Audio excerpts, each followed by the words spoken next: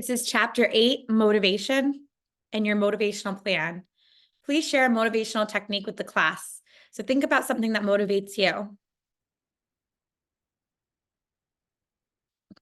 So for example, you might use a pump up song or check off things on a calendar or even your course schedule.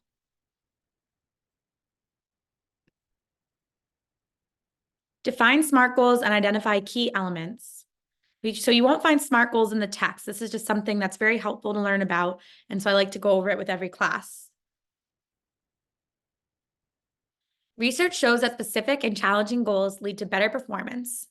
In this lesson, we'll be working on designing a plan and creating SMART goals to help us achieve a healthier lifestyle. Specific, measurable, attainable, realistic, and timely are SMART goals. Your goal should be as specific as possible and answer the questions. What is your goal? How often or how much? Where will it take place? Measurable. How will you measure your goal? Measurement will give you specific feedback and hold you accountable. Attainable. Goals should push you, but it's important that they are achievable. Are your goals attainable? Realistic. Is your goal and time frame realistic for the goal you've established? And timely. Do you have a time frame listed in your SMART goal? This helps you be accountable and helps in motivation. Let's watch this video on how to do SMART goals. Regardless if it is professional or personal, we all struggle sometimes to achieve our goals. Many times our struggle is not because of a lack of effort, but rather how our goals have been structured. Anytime you set a goal, or if you find yourself struggling while working towards a goal, keep in mind the word SMART. SMART is an acronym that can be used to help evaluate and add structure to your goals. SMART stands for specific, measurable, actionable, relevant, and time-bound. SMART begins with asking yourself the degree to which a goal is specific.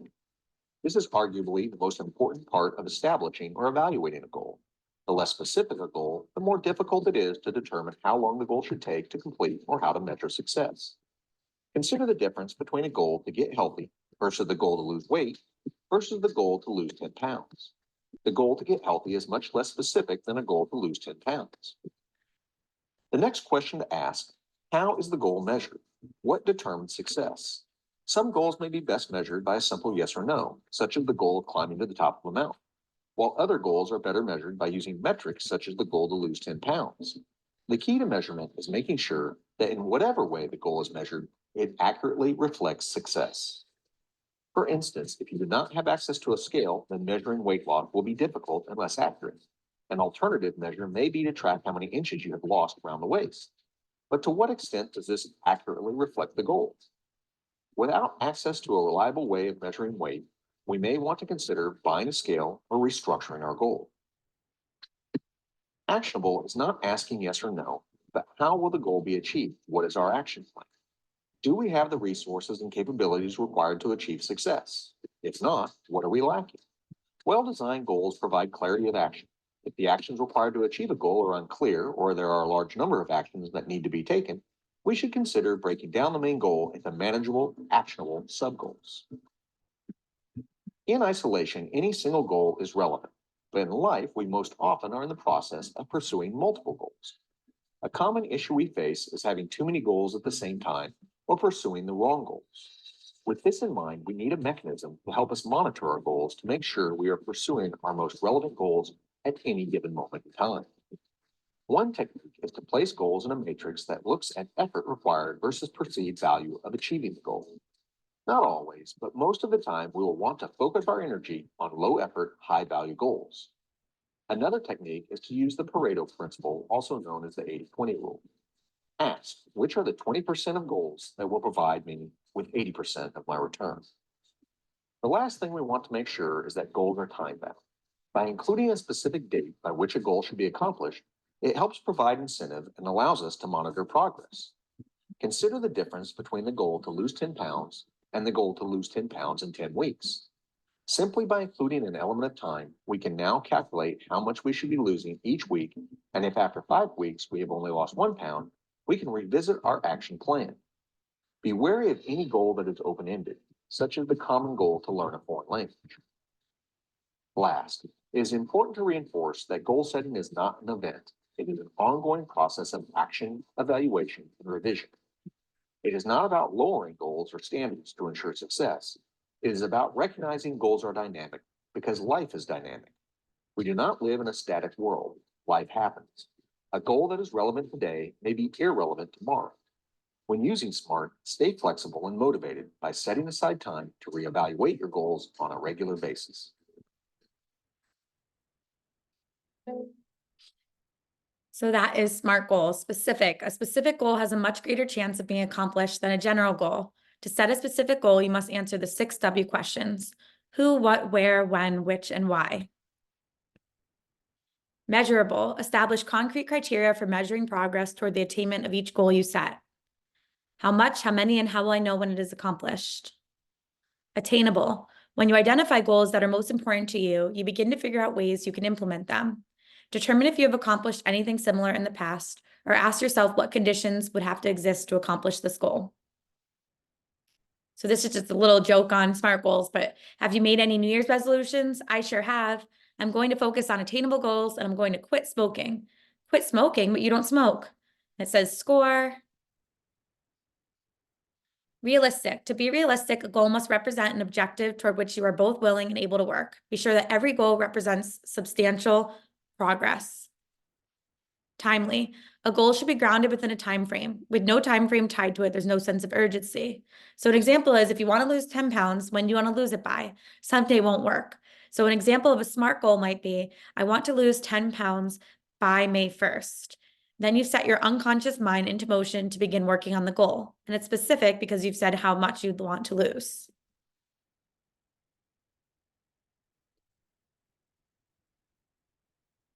So moving to chapter 8, some key concepts for today. What are the elements of the job characteristics model? And what does each mean? And what does the job characteristics model say about motivation? Job design, the way the elements in a job are organized. Job enrichment adds another layer towards this of responsibility. Job characteristics model. Jobs are described in terms of 5 core dimensions. There's skill variety, task identity, task significance, autonomy, and feedback. Skill variety. This is the degree to which a job requires a variety of different activities.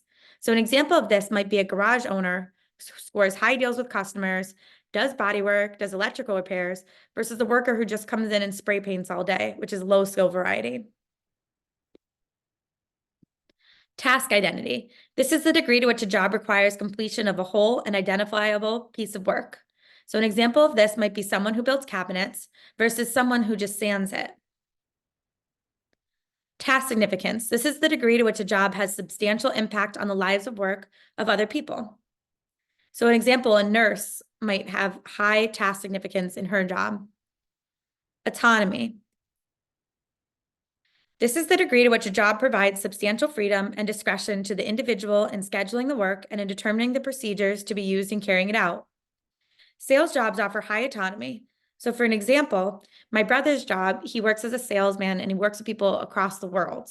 He checks in with his bosses, but has the autonomy to make sales as he needs. In comparison to this, I have friends that work at AT&T where they follow a script to get their sales. Feedback. This is the degree to which carrying out the work activities required by a job result in the individual obtaining direct and clear information about the effectiveness of his or her performance. High feedback examples include testing iPads versus someone who is just installing it as a component on an assembly line.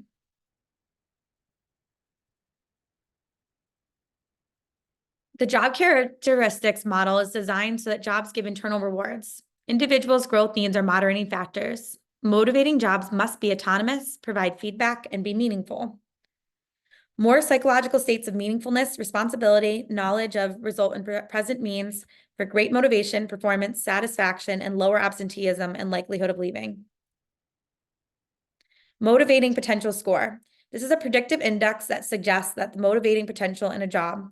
It needs one of 3 things to be high for absence and turnover to be reduced. So you need variety, identity, and significance to be high, and then autonomy and feedback, and in order for low turnover and low absenteeism.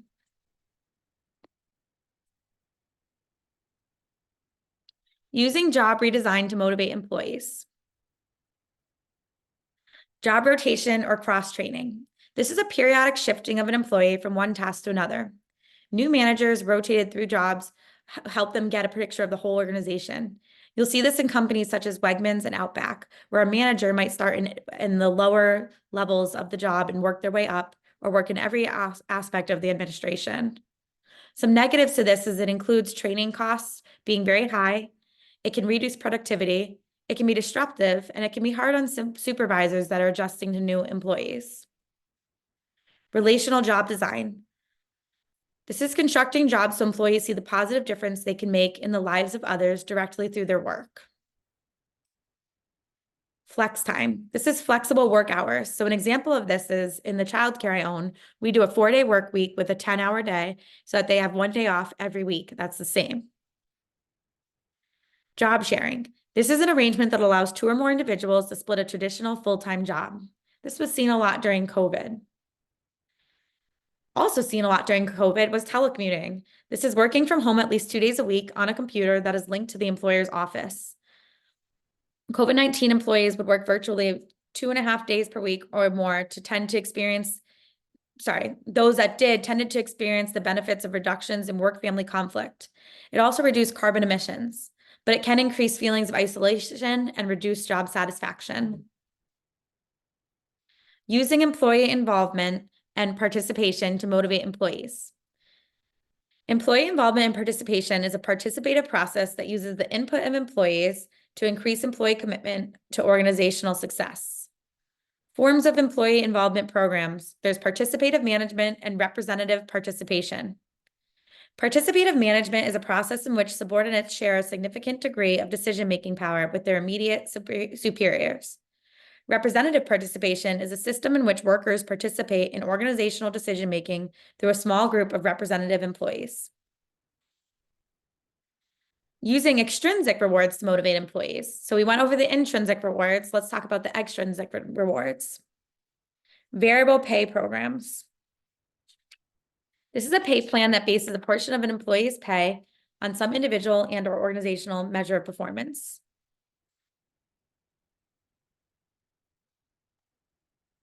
Piece rate pay plan. This is a pay plan in which workers are paid a fixed sum for each unit of production completed.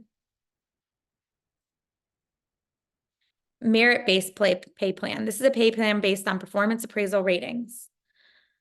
Bonus. This is a pay plan that rewards employees for recent performance rather than historical performance. Profit sharing. This is an organization-wide program that distributes compensation based on some established formula designed around a company's profitability. Employee stock ownership plan. Company established benefits plans in which employees acquire stock, often at below market prices, as part of their benefits. And just to add in there, using extrinsic rewards to motivate employees, establishing a pay and structure is very important. Internal equity is the worth of the job to the organization. So it's usually established through a technical process called job evaluation. And external equity. This is the competitiveness of an organization's pay relative to pay in its industry. It's usually established through surveys, but an example of this is Walmart versus Costco. The Costco pay rate was better, and the pay led to better productivity and reduced turnover. Walmart eventually followed suit with Costco. That's an example of external equity. Using benefits to motivate employees. Flexible benefits. This is a benefits plan that allows each employee to put together a benefits package individually tailored to his or her own needs and situations. And employee recognition programs. This is a plan to encourage specific employees' behaviors by formally appreciating specific employee contributions.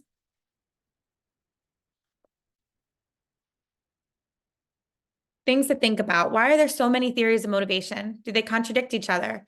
Can they exist simultaneously?